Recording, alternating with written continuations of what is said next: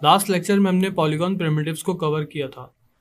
इस लेक्चर में हम देखेंगे कि किस तरह से मूव, रोटेट और स्केल टूल्स काम करते हैं। हमारे पास एक कस्टम सीन फाइल है जिसमें बहुत सारे पॉलीगॉन प्रिमिटिव्स हमने बनाए थे। हम इनको थोड़ा सा अरेंज करेंगे, अपने टूल्स यूज़ करेंगे, मूव टूल्स, रोटेट टूल और स्केल टूल। आपके लेफ्ट हैंड साइड पे देखें, टूल बार जो है उसमें फर्स्ट नंबर पे सिलेक्शन टूल है, सेकंड नंबर पे लासो टूल है, थर्ड नंबर पे पेंट सिलेक्शन है। उसके नीचे देखें मूव टूल, रोटेट टूल और स्केल टूल। इन तीनों की शॉर्ट कीज़ भी आगे मेंशन है। मूव टूल की शॉर्ट की आगे W मेंशन है, रोटेट टूल की शॉर्ट की E और स्केल टूल की शॉर्ट की R। हम अब अपने ऑब्जेक्ट को थोड़ा सा अरेंज करेंगे।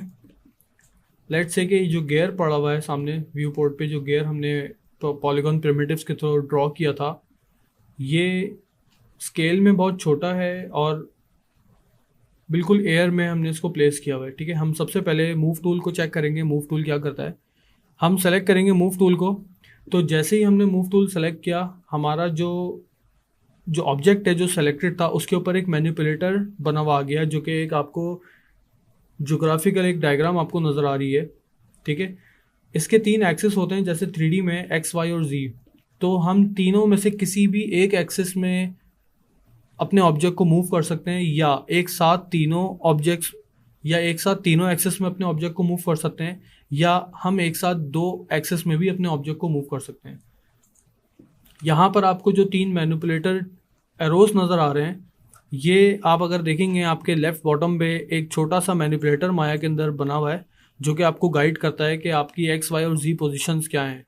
तो आपका जो मैनिपुलेटर होगा वो उसी को फॉलो कर रहा होगा। मैं यहाँ पे जो मेरा ब्लू एक्सिस है, जो कि जी एक्सिस है बेसिकली, और जो ग्रीन है वो वाई एक्सिस है। जिस एक्सिस को भी मैं सेलेक्ट करता हूँ, देखें उसका कलर येलो हो जाता है, यानी कि वो एक्सिस हाईलाइट है। उस एक्सिस पे मैं अपना लेफ़्ट की प्रेस एंड होल्ड रखूँगा और माउस को ड्रैग करूँगा, तो मैं उस एक्सिस पे अपने ऑब्जेक्ट को ट्रांसलेट या मूव कर सकता हूँ। इसी तरह से मैं जी एक्सिस पे अगर ट्रांसलेट या मूव करना चाह रहा हूँ, तो मैं उसको क्लिक करके होल्ड रखूँगा, लेफ़्ट क्लिक को, और मैं इसको ट्रांसलेट या होल्ड कर सकता हूँ। ठीक है,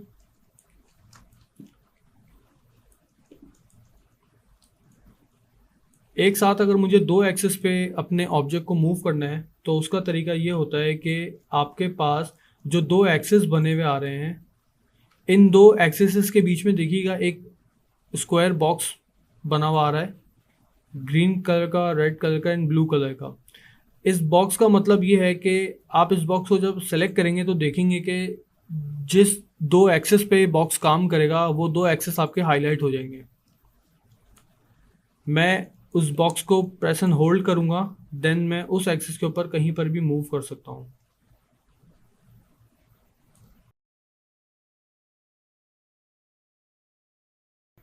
इसी तरह से अगर मैं अपने वाई और एक्स एक्सिस पे एक ऑब्जेक्ट को एक साथ मूव करना चाह रहा हूँ, तो मैं ये ब्लू वाला जो बॉक्स है जो कि एक्स और वाई का है, देखें जैसे ही मैंने इसको सेलेक्ट किया, वो 2 पर्टिकुलरली एक्सिस मेरे हाईलाइट हो गए, और ये ऑब्जेक्ट मेरा सिर्फ उन्हीं 2 एक्सिस में मूव करेगा। ठीक है, अगर मुझे तीनों एक्सिस में अपने ऑब्जेक्ट को मूव करना है, तो आप देखेंगे कि सेंटर में एक छोटा सा एक लाइट ब्लू कलर का एक स्क्वायर बॉक्स बना हुआ है। जब मैं इसको सेलेक्ट करूंगा, तो ये मैं अपने तीनों एक्सिस में इसको मूव कर रहा हूँ। ठीक है, नेक्स्ट टूल है हमारा rotation tool. Rotation tool select किया, वही गियर मैंने सेलेक्ट किया, तो देखें अब आपके पास एक डिफरेंट किस्म का मैनिपुलेटर शो हो रहा है। अब देखेंगे आपके जो ये मैनिपुलेटर है, सेम वही कलर्स होंगे इसके, जो कलर्स आपके मूव टूल के थे। जो ये रेड एक्सिस है, मैं इसको क्लिक एंड होल्ड करता हूँ और माउस को ड्रैग करता हूँ, तो ये सिर्फ उसी एक्सिस पे मूव करेगा जो कि आपका एक्स एक्सिस है। ठीक है, अंडू कर दें।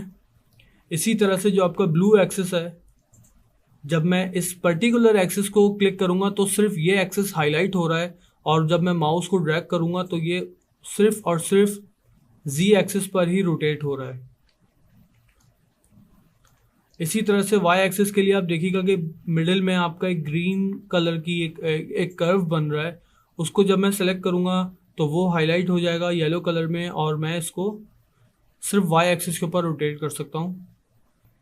और अगर मुझे फ्री रोटेशन करनी है तो देखेंगे आपके ब्लू कलर का एक अराउंड दी मैनिपुलेटर एक सर्किल ड्रॉ हुआ है।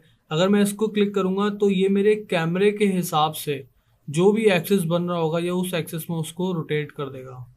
ठीक है, ज़रूरी नहीं है कि मुझे सिर्फ इस सर्किल को सेलेक्ट करके मैं अगर इसको रोटेट करता हूँ तो ये ऐसा करेगा, बल्कि बीच में आप कहीं पर भी अगर अपने माउस को क्लिक एंड होल्ड करके ड्रॉ करेंगे तो ये रोटेशन दे देगा उस ऑब्जेक्ट के ऊपर।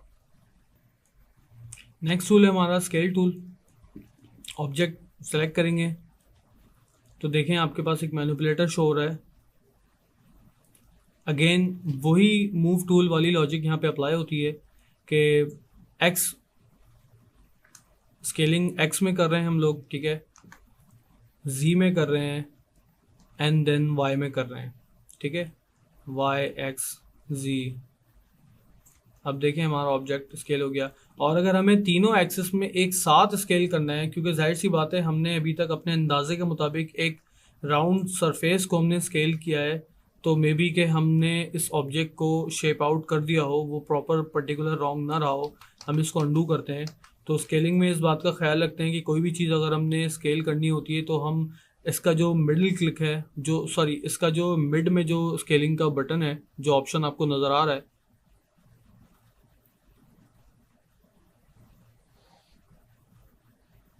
हम इसको left click press and hold, then हम इसको जब स्केल अप करेंगे तो ये तीनों एक्सेस को एक साथ स्केल करेगा, जो कि ठीक होता है।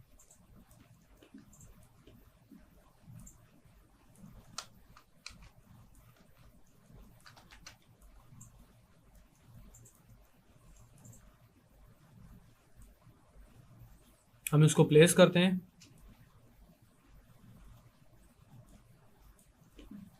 इस ऑब्जेक्ट को हम डिलीट कर देते हैं, इसको भी डिलीट कर देते हैं, इसको भी डिलीट कर देते हैं। हम इसको स्केल अप कर लेते हैं।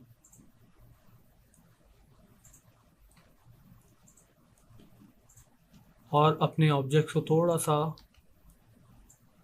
अरेंज कर लेते हैं।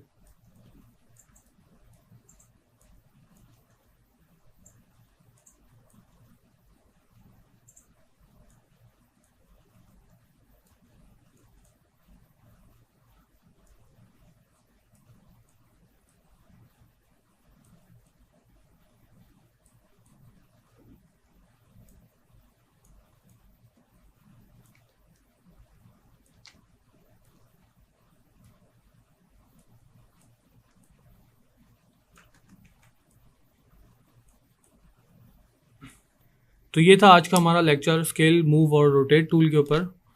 नेक्स्ट लेक्चर में हम देखेंगे कि कंपोनेंट मोड क्या होते हैं और मार्किंग मेन्यूज से हम किस तरह काम कर सकते हैं।